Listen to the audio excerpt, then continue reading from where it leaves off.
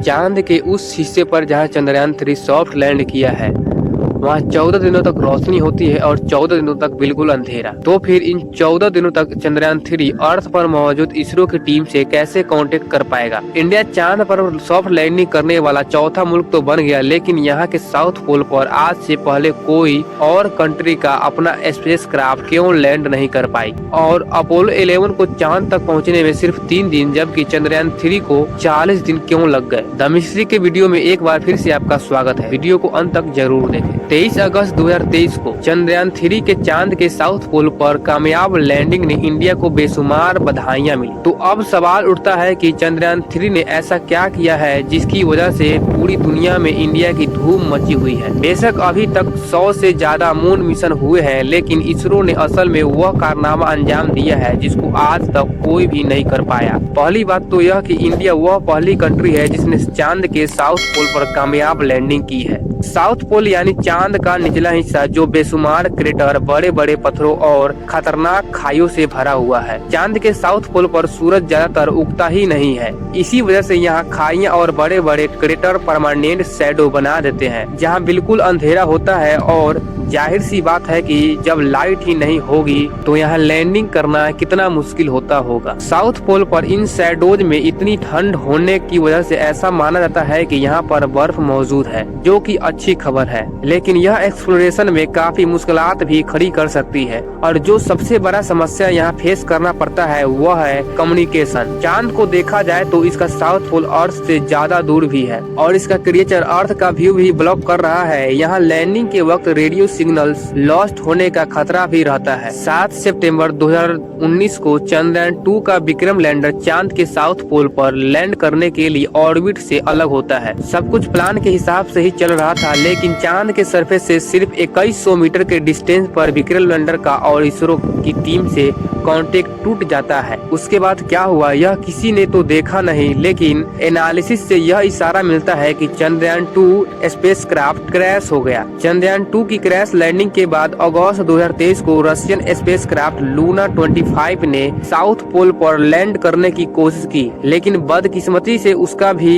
Contract टूट गया, जिसके बाद उसको क्रैश डिक्लेयर कर दिया गया। साइंटिफिक रिसर्च के लिए दुनिया के तमाम पावरफुल कंट्रीज चांद पर जाना चाहती है, जिसमें हमारा इंडिया के चंद्रयान 3 ने यहाँ कामयाब लैंडिंग करके हिस्ट्री में अपना नाम दर्ज करवा दिया है। और हैरत की बात तो यह है कि सिर्फ 3 दिन पहले रशियन लूना 25 ने साउथ पोल पर क्रैश किया है, जिस पर $200 मिलियन यानी 1640 करोड़ रुपए की लागत आई थी। और वही चंद्रयान 3 ने रशिया के मुकाबले में सिर्फ 615 करोड़ रुपए में यह प्रोजेक्ट कामयाबी के साथ पूरा किया। चंद्रयान 3 के डिजाइन की बात की जाए तो यह 3 पार्ट्स में डिवाइडेड है। पहला है प्रोपल्सन मॉड्यूल, जो लैंडर और रोवर दोनों को चांद के ऑर्बिट तक ले गया। इसके बाद विक्रम लैंडर, जिसको हमारे इंडिया के स्पेस प्रोग्राम के फादर डॉक्टर विक्रम साराभाई के नाम पर रखा गया है। चांद के ऑर्बिट से विक्रम लैंडर को प्रोपल्सन मॉड्यूल से अलग कर दिया गया। इसकी 4 टांगे हैं और इसमें 4 लैंडिंग थ्रस्टर लगे हुए हैं। इसको खास चांद पर सॉफ्ट लैंडिंग के लिए डिजाइन किया गया है। सॉफ्ट लैंडिंग में लैंडर चांद के सरफेस के करीब पहुंचकर अपने थ्रस्टर को ऑन कर देता है। यह थ्रस्टर लैंडर की सिर्फ स्पीड को ही कम नहीं करते, बल्कि यह अपनी डायरेक्शन चेंज करके लैंडर को लैंडिंग साइट तक भी लेकर जाता है। चंद्रयान 2 के मुकाबले में चंद्रयान 3 में वह तमाम चीजें खत्म कर दी गई थी जो चंद्रयान 2 की लैंडिंग के वक्त समस्या पैदा कर रही थी।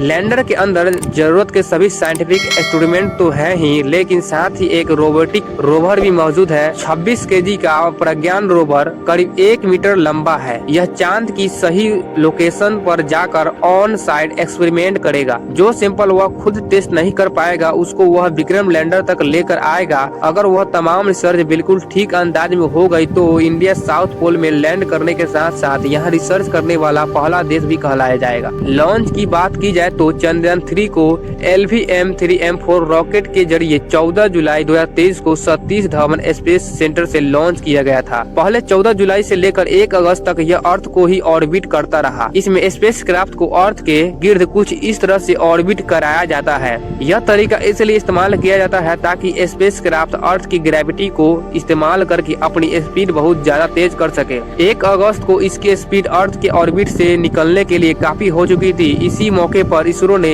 इसकी डायरेक्शन चांद की तरफ कर दी। चांद चांद के ऑर्बिट में पहुंचने के बाद पहले दिन इसने चांद के गिर्द एक बहुत बड़ा ऑर्बिट किया। फिर एक एक दिन करके यह चांद के और करीब आता गया। 17 अगस्त को विक्रम लैंडर प्रोपल्सन मॉड्यूल से अलग होकर चांद के और करीब आ गया और फिर 23 अगस्त को जब यह फासला सिर्फ 30 किलोमीटर रह गई थी तो थ्रस्टर ऑन करके ब्रेकिंग सिस्टम एक्टिवेट कर दिया गया। जब आखिरी के सिर्फ 150 मीटर रह गए तो विक्रम लैंडर को 30 सेकेंड के लिए होवर करवाया गया ताकि कोई परफेक्ट लैंडिंग स्पॉट ढूंढकर वहां लैंड करवाया जा सके। और फिर फाइनली 6:02 पर विक्रम लैंडर ने चांद के साउथ पोल पर लैंड करके एक नई तारीख कायम कर दी। पर क्या वजह है कि अपोलो 11 ने चांद का यह सफर सिर्फ 3 दिन में तय किया जबकि चंद्रयान 3 को पूरे 40 दिन लग गए। असल में ऐसा नहीं है कि चंद्रयान 3 चांद पर जल्दी नहीं पहुंच सकता था। अपोलो 11 एक क्रूड मिशन था, यानी यह वह स्पेसक्राफ्ट था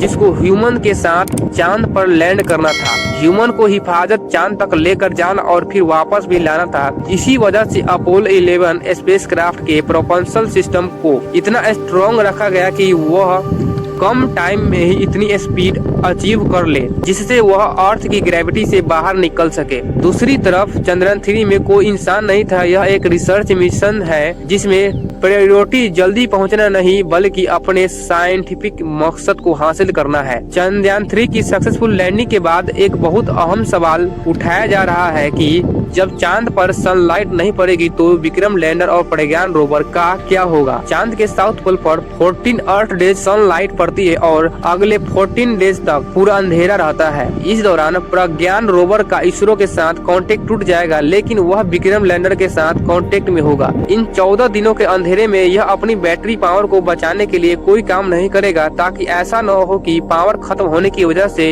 इनका मेन कंप्यूटर बंद हो जाए। यह मिशन तब तक चलता रहेगा जब तक कोई समस्या न हो जाए और इसरो का लैंडर और रोवर के साथ कांटेक्ट हमेशा के लिए टूट न जाए। पर एक बात तो तय है कि विक्रम लैंडर और प्रज्ञान रोवर वापस अर्थ पर कभी लौट कर नहीं आएंगे, क्योंकि इसमें सिर्फ उतना ही फ्यूल था जितना